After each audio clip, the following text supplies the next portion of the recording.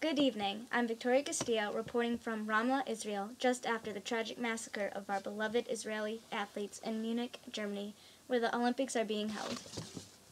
The entire event began yesterday morning at 4:30 a.m., September 5, 1972.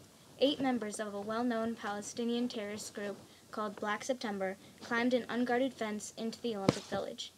With stolen keys, the terrorists broke into the first apartment of number 31 Connolly Trace, where Israeli officers and trainers were sleeping. The terrorists instantly shot and killed Moshe Wenburn, one of the coaches of the athletes. The others in apartment 1 were able to escape unharmed. The Palestinians then broke into the second apartment, shot one athlete, and took the other 9 hostage. This photo shows one of the terrorists looking out from the balcony of the apartment where the athletes were held hostage. The members of Black September demanded the release of 234 political prisoners held in Israeli jails. When the Israeli government refused, the Palestinians ordered a jet to fly them and the athletes to Cairo to make further negotiations.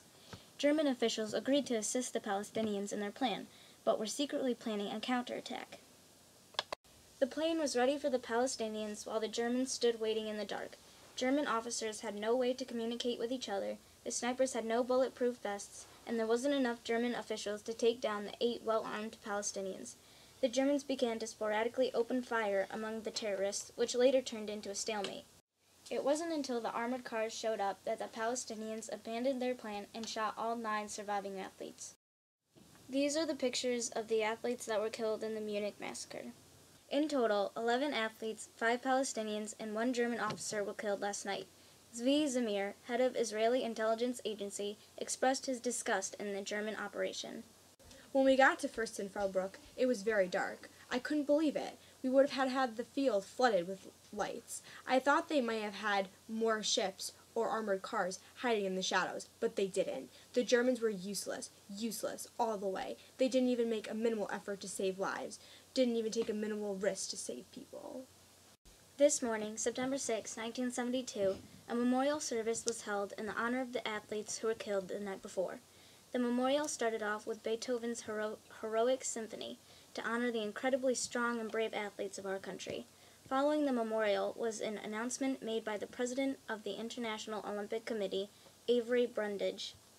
We have only the strength of a great ideal. I'm sure the public would agree that we cannot allow a handful of terrorists to destroy the nucleus of international cooperation and goodwill. The games must go on. Respectively, all Israeli athletes withdrew from the Olympics and returned home along with their fallen teammates. The surviving 3 members of Black September are in Germany's jails.